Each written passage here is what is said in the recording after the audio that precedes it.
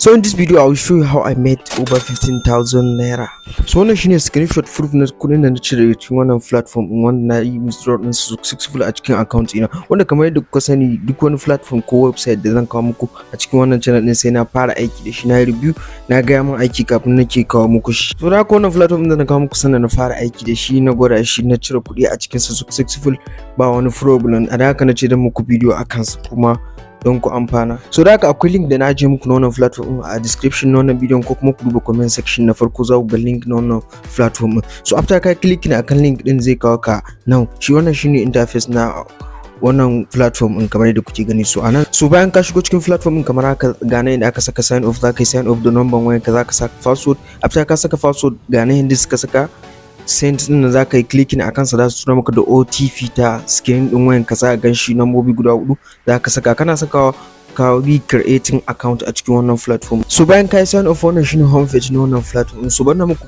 bayanin wannan platform. Wannan platform shi zaka yi investing kuɗi ne. Idan ka yi investing kuɗi zaka na samun profit kullum, wanda kamar yadda na nuna muku a farkon wannan bidiyon, na gwada muku screenshot na kuɗin da na cire. So duk wani bidiyon da zan muku sai na fara trying din su. So na yi trying na wannan platform kuma successful, na yi withdrawal na kuɗi ba wani matsala. So a da haka na ce ma zan muku bidiyo a kansa. So bayan ya kawo ka interface na wannan platform, so kamar da kuke gani na farko gashi nan zaka yi investing 5,000. Idan ka yi investing 5,000 kullun zaka yi making 2,100, wanda idan kai kwana 30 zaka yi making naira 63,000. Haka kuma zaka iya yin na kwana 3. Idan kai kwana 3 total zaka yi making naira 7,500 kullun zaka samu naira 2,500. kun ga wanda a kwana 2 ma ka mai da naira 5,000 ɗinka, sauran abin da zaka cire riba. Haka kuma idan ka saka naira 26,000 a kullun zaka na samun naira 11,700, wanda shi ma zaka iya yin sa na kwana 3. A kwana, in kai na kwana 3 a kullun zaka samu naira 15,600. kun ga wanda shi ma a kwana 2 ka mai da kuɗin ka har da riba ma. So da more money da kai investing da yawan kuɗin da zaka samu, so zaka iya duba sauran plan din za ku gani. Su wannan platform din karku wasa da shi saboda ya bambanta da sauran platform din da aka saba kawo muku, wanda kun ga a kwana 2 zaka iya mai da kuɗin ka shi wannan platform din. So haka kuma idan muka koma wajen account, sai yanda zaka depositing kuɗi a cikin wannan account din. So zaka zo nan yanda aka saka account din, idan kai clicking akan sa zaka yi kasa, bayan kai kasa ga wannan yanda aka saka deposit, zaka yi clicking akan sa. Bayan kai clicking akan sa zaka yi danna amount din kuɗin da zaka saka 5,000, 25 ko ma dai nawa ne. Bayan ka clicking, so za ka yi kasa ga wajen payment nan ga method A da method B. So duk wanda kai clicking akan sa, bayan kai clicking zaka danna to deposit. After kai clicking na su kawo maka nan wajen kamar yadda kuke gani ga account number nan, za ka yi copy din sa, ga sunan wanda za ka tura, ga bankin da zaka tura nan za ka yi copy na account number din, da kuma wannan note din nan za ka yi copy din sa shi ma. So bayan ka kofi da ka zo ka senda musu, idan ka senda za ku gani kamar haka. So nan wajen remark din nan shine wannan note din da muka kofo, wani dan code da suka ba mu a wajen note da ku ga sun bayar, shi ma na kofo da shi.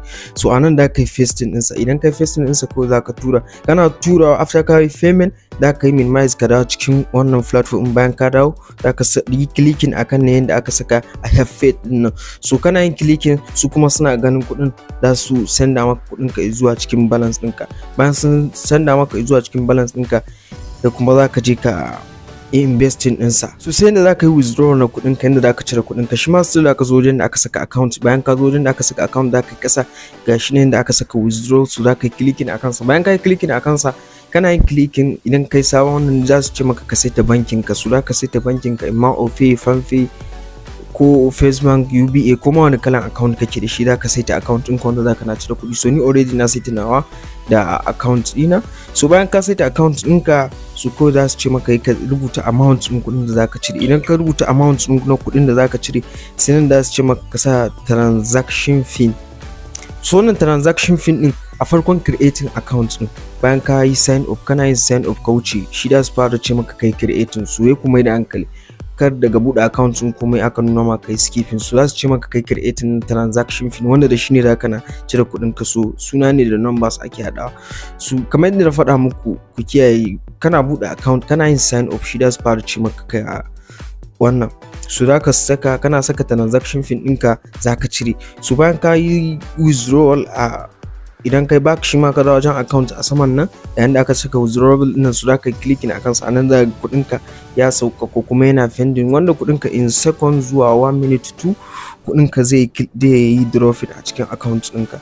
Haka zaka iya contacting su ga wajen message na, zaka iya tura musu da message in akwai wani problem da baka gane. WhatsApp account su zaka iya clicking ka je in kana da su, idan ka clicking duk wani update da suke zaka na ganin su a Telegram channel din su. Haka kuma zaka iya samun kuɗi a cikin wannan platform din ta hanyar referral, wanda duk mutum ɗaya idan ka kai tara su baka naira 1000, wanda kun ga ko da baka da kuɗin da ka invest da ka iya zuwa ka yi referral na mutane, duk wanda ka gayyace shi ya shiga ya yi invest zaka samu naira 1000. So amma dai Hausawa suka ce da kuɗi ake neman kuɗi, so kai ma zaka iya haɗawa duka biyu, ka sa kuɗin ka yi investing kuma ka gayyaci mutane. So yadda zaka yi shine kawai idan ka zo ga nan da aka saka invite din, idan ka clicking akan invite ga link ɗinka a sama zaka yi copy ɗinsa, bayan ka yi copy ɗinsa zaka yi share ɗinsa a WhatsApp group ɗinka da wa friends ɗinka, duk wanda ya yi clicking ya yi sign off a cikin wannan platform ɗin, kai kuma zaka samu reward na naira 1000. So da haka kar ku wasa da wannan platform ɗin saboda bai jima ba, so ku yi maza ku shiga da wuri, mutum ya fita da wuri. So da haka ku yi maza ku shigo cikin wannan platform ɗin ku yi investing, ku fara making profit. So duk wanda yake da wani tambaya ko ƙarin bayani za ku iya rubuta min a comment section na wannan bidiyon, ni kuma zan ansa muku, ko kuma ku join na Telegram channel ina ko WhatsApp group dina, wanda a can Telegram channel ina da na guide ɗinku akwai lokacin da ya kamata ku saka kuɗi da kuma lokacin da ya kamata ku cire. So da haka kar ku manta akwai link ɗin Telegram ɗina, ku danna ku join na Telegram channel ina. Thank you.